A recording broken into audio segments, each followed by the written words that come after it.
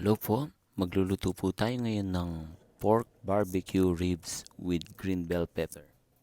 Kung bago lang po kayo sa channel ko, mag-subscribe na po kayo. Pakiclick na rin po yung bell para po ma-notify kayo para po sa mga susunod pang mga recipe i-upload ko. Pakilike na rin po itong video. Umpisaan na po natin. Baling gagawin ko po dito yung crushed pineapple, i-grind ko po siya hanggang sa maging pinong-pino siya. Tapos ito yung gagamitin nating pang-marinate dun sa ating pork Spareribs. Maglalagay din po tayo dito ng soy sauce. Tapos yung ground pepper po lalagyan natin kasama dun sa ating timpla. Tapos maglalagay din po tayo dito ng 4 na kutsarang brown sugar.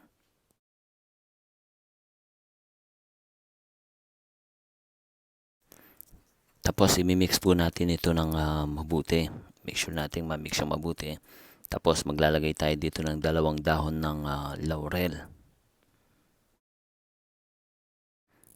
Tapos po ilalagay na natin dito yung ating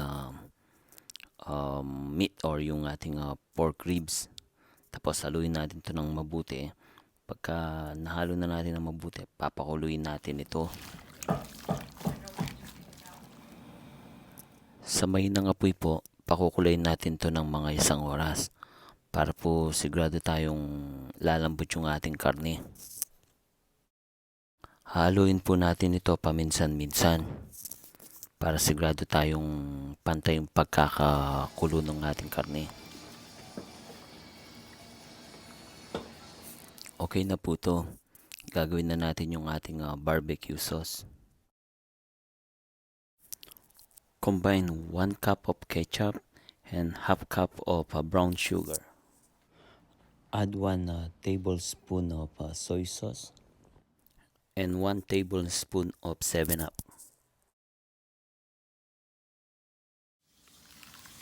Mix well and set aside. Gagamitin po natin ito mamaya. Ngayon naman po ipiprepare na natin yung ating bell pepper tsaka onion. So slice natin po na sila ng 5 square ng medyo malalaki po. Ganon din po dun sa sibuyas.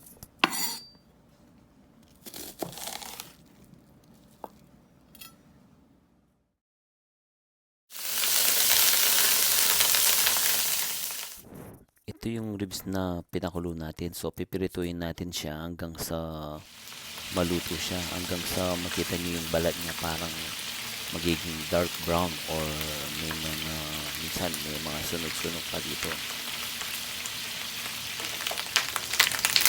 So, ganito yung gagawin natin. Maganda yung kikita yung parang sunog na rin para maganda yung itsura niya mamayang i-gigisa natin. Okay na to. So after 5 minutes, nasa malakas yung apoy na ginamit ko. So pwede nating alisin. Tapos yung next batch, yun yung ipipirituin naman natin yung next batch.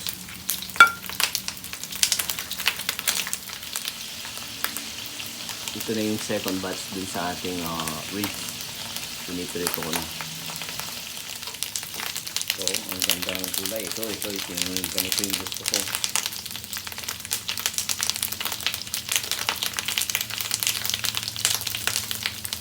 Maganda kasi pagka medyo nasunog siya, parang ang sarap niyang tignan.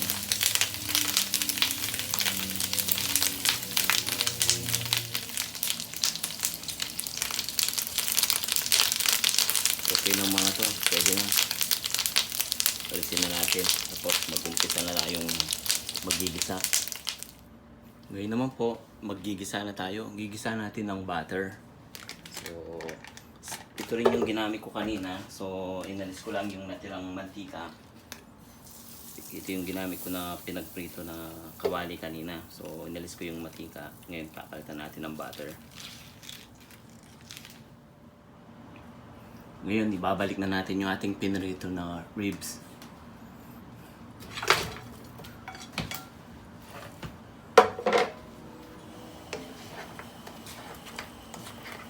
para magisa siya sa butter para masarap.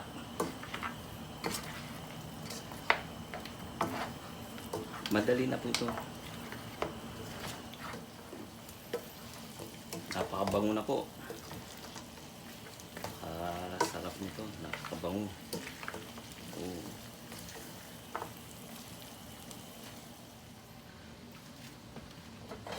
Tapos po yung pinagkuluan natin, lalagyan natin yung sabaw na pinagkuluan, lalagyan natin. Yan. Tapos ayan pa natin ng luto. Konti lang po, mga kalahating tasa lang yan, o mga nasa isang tasa siguro yung sabaw na nilagay ko. Tapos pakukulin natin ulit ito.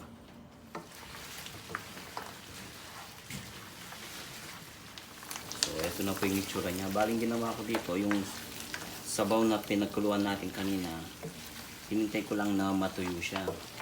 Ngayon sigurado akong yung lasa nung pinagkuluan nandito na, kumapit na dun sa karne. Ngayon pwede na natin ilagay yung ating onion tsaka bell pepper. Lagay na natin ito.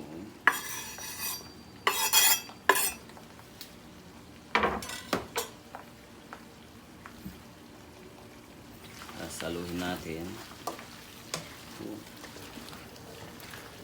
Sarap po dito.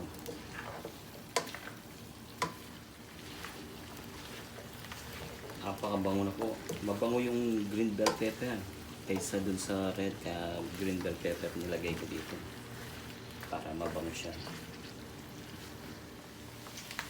Ngayon naman po ilalagay ko na yung barbecue sauce na ginawa ko kanina. So hindi ko muna ito ilalagay lahat. So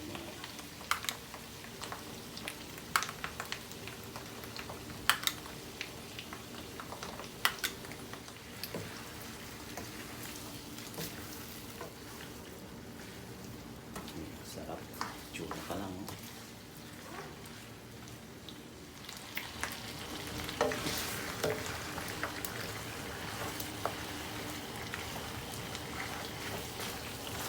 Okay na po to, luto na.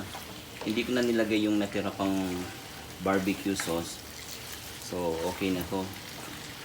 So para sa akin kasi tama na to, tama na yung ano niya. Ayoko naman yung sobra yung sauce na parang magiging sabaw. Ano po to, luto na. Sarap, sarap. Kanin na lang kulang.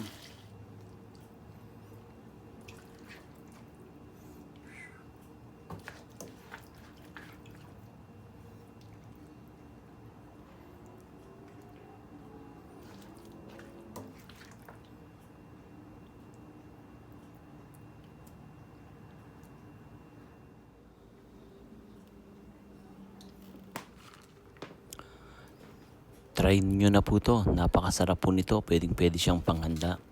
Niluto ko po to sa birthday ni Bunso. Kasama to sa mga handa namin.